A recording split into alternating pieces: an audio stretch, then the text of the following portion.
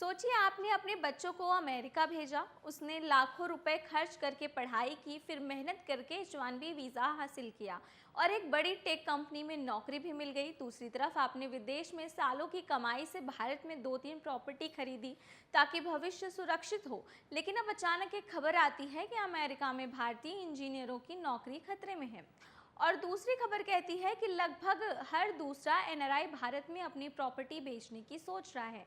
आखिर ऐसा क्या बदल रहा है कि अब विदेश में नौकरी अब पहले जैसी सुरक्षित नहीं रही? क्या एनआरआई भारत से अपना भरोसा खो रहे हैं या फिर इसके पीछे कोई और बड़ी कहानी छिपी है? आज की इस बुलेटिन में हम इन्हीं सवालों का जवाब आसान भाषा में समझेंगे, इसलिए वीडियो को आखिरी तक जरूर देखिए क्योंकि आखिरी खबर उस एनआरआई के लिए बेहद जरूरी है जिसने भारत में प्रॉपर्टी खरीदी है। हाय, मेरा नाम है दामिनी सिंह और आप मुझे देख रहे हैं एनबीटी टिकट पर। सबसे पहले शुरू करते हैं अमेरिका से, जिसने हजारों भारतीय प्रोफेशनल्स को सोचने पर मजबूर कर दिया है।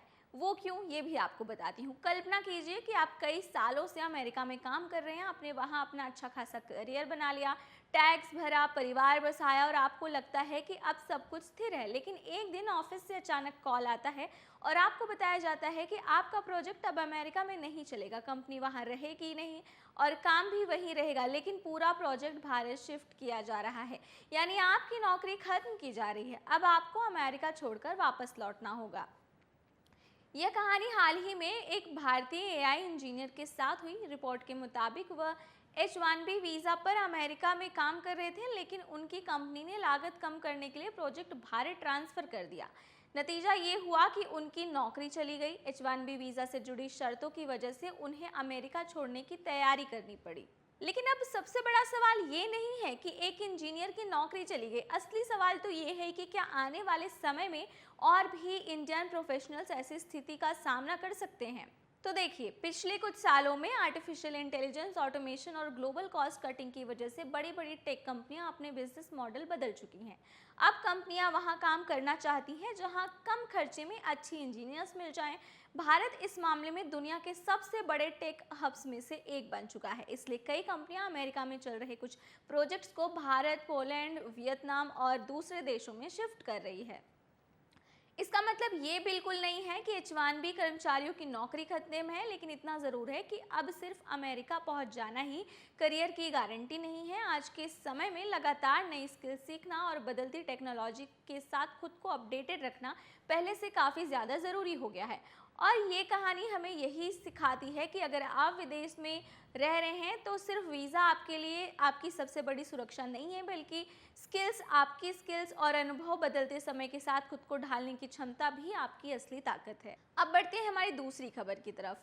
अगर मैं आपसे पूछूं कि विदेश में रहने वाले ज़्यादातर भारतीय अपनी कमाई कहाँ निवेश करते हैं, तो शायद आपका जवाब होगा इंडियन प्रॉपर्टी में। सालों से यही ट्रेंड तो चल रहा है। लोग विदेश में कमाते हैं और भारत में घर, फ्लैट, प्रॉपर्टी खरीद लेते हैं, लेकिन अब तस्वीर बदलती हुई दिखाई दे रही है।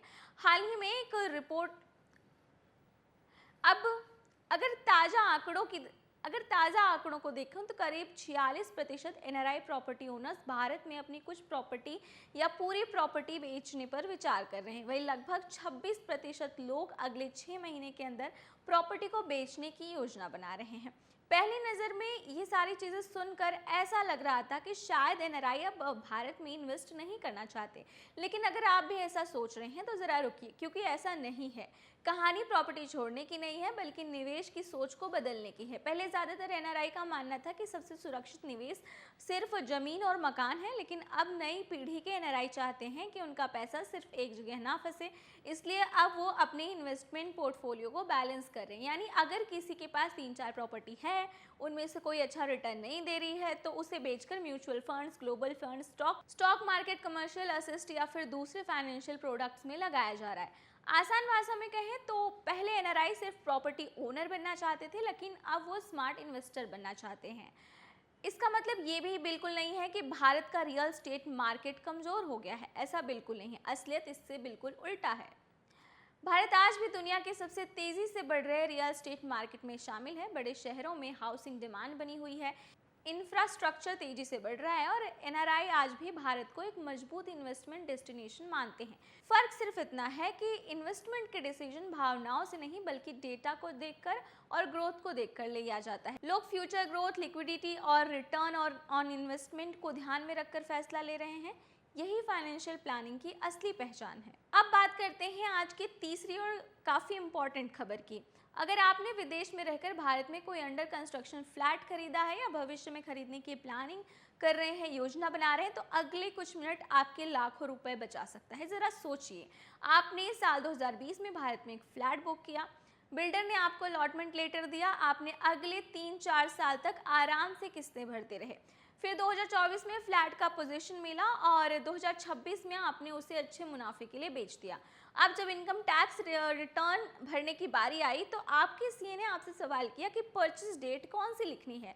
अब आप सोच में पड़ जाएंगे कि आखिर बुकिंग डेट लिखनी है, अलॉटमेंट डेट लिखनी है, पोजीशन डेट लिखनी है या फिर रजिस्ट्रेशन डेट, इनमें से कौन सी तारीख लिखना है। वहां पर सुनने में ये सिर्फ एक तारीख का मामला लगता है, लेकिन सच्चाई ये है कि यही एक तारीख तय कर सकती है कि आपका कैपिटल गेन लॉन्ग टर्म के लिए माना जाएगा या फिर शॉर्ट टर्म के लिए होगा। इसी आधार पर आपका टैक्स भी बदल जाता है, इसलिए ये काफ़ी इम्पॉर्टेंट है।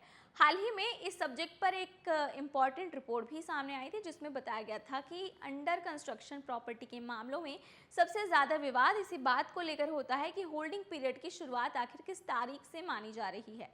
बहुत से ज़्यादा लोग मानते हैं कि जिस दिन पोजीशन मिल गया है या फिर रजिस्ट्रेशन हुई है वही परचेस डेट होती है, लेकिन कई मामलों में तस्वीर इससे अलग होती है।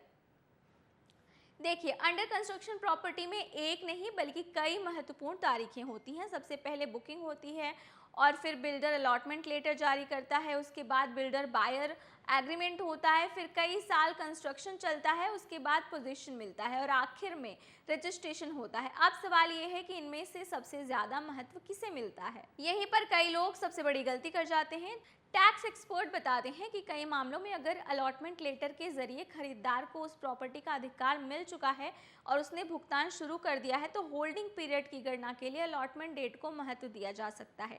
हालांकि यह हर मामले में अपने आप लागू नहीं होता। आपके डॉक्यूमेंट्स, एग्रीमेंट्स और पूरे केस के फैक्ट्स भी उतने ही इम्पॉर्टेंट होते हैं। बहुत से एनआरआई प्रॉपर्टी खरीदते समय डॉक्यूमेंट संभाल कर रखते हैं लेकिन बाद में कई ज़रूरी रिकॉर्ड खो देते हैं, जबकि टैक्स के समय डॉक्यूमेंट सबसे बड़ी ताकत बनते हैं। इसलिए अगर आपने अंडर कंस्ट्रक्शन प्रॉपर्टी खरीदी है तो सिर्फ सेल डीड संभाल कर रखना काफ़ी नहीं है। Allotment letter, builder agreement, payment receipt, bank statement और बिल्डर से मिली हर ज़रूरी कम्युनिकेशन भी सुरक्षित रखिए। कई साल बाद यही डॉक्यूमेंट आपकी टैक्स पोजीशन मजबूत करेंगे। एक और बात है जो ध्यान में रखना ज़रूरी है कि अगर आप प्रॉपर्टी बेचने की योजना बना रहे हैं तो जल्दबाजी में रिटर्न फाइल मत कीजिए। पहले किसी अच्छे से चार्टेड अकाउंटेंट या टैक्स एक्सपर्ट की सलाह ज़रूर लें, क्योंकि एक छोटी सी गलती बाद में नोटिस, अतिरिक्त टैक्स और लंबे यानी टैक्स डिस्प्यूट की वजह बन जाती है। अगर आज हम तीनों खबरों को एक साथ देखें तो इसमें एक बड़ा मैसेज है जो सामने आता है। पहली खबर ने हमें बताया कि विदेश में नौकरी अब पहले जितनी सुरक्षित नहीं है। कंपनीज लगातार अपने प्रोजेक्ट्स और हायरिंग स्ट्रैटेजी बदल रही हैं, इसलिए सिर्फ H1B वीज़ा होना काफ़ी नहीं है, लगातार स्किल अपग्रेड करने की भी उतनी ही ज़रूरत है। तो वहीं दूसरी खबर ने हमें बताया कि एनआरआई भारत छोड़ नहीं रहे हैं बल्कि अपने इन्वेस्टमेंट को और ज़्यादा समझदारी से मैनेज कर रहे हैं। अब लोग सिर्फ प्रॉपर्टी खरीदने पर भरोसा नहीं कर रहे हैं बल्कि mutual fund, global fund investment और फाइनेंशियल असिस्ट में भी वो इन्वेस्ट कर रहे हैं। और तीसरी और सबसे ज़रूरी खबर हमें ये सिखाती है कि इन्वेस्टमेंट करना जितना ज़रूरी है उससे कई ज़्यादा ज़रूरी है टैक्स प्लानिंग करना, क्योंकि कई बार करोड़ों रुपए प्रॉपर्टी में सबसे बड़ा फैसला उसी कीमत की वजह से होता है, बल्कि उससे जुड़े डॉक्यूमेंट्स और सही परचेस डेट भी तय करती है। यानी अगर आप विदेश में रह रहे हैं तो सिर्फ ज़्यादा काम कमाना ही काफ़ी नहीं है, बल्कि आपको अपनी नौकरी, अपनी इन्वेस्टमेंट और आपकी टैक्स प्लानिंग तीनों पर ही बरोबर ध्यान देना होगा। यही आज के एनआरआई की सबसे बड़ी ज़रूरत है। अगर आपको आज का ये वीडियो इन्फॉर्मेटिव लगा हो और आपको पसंद आया हो तो वीडियो को लाइक करें और चैनल को सब्सक्राइब करें।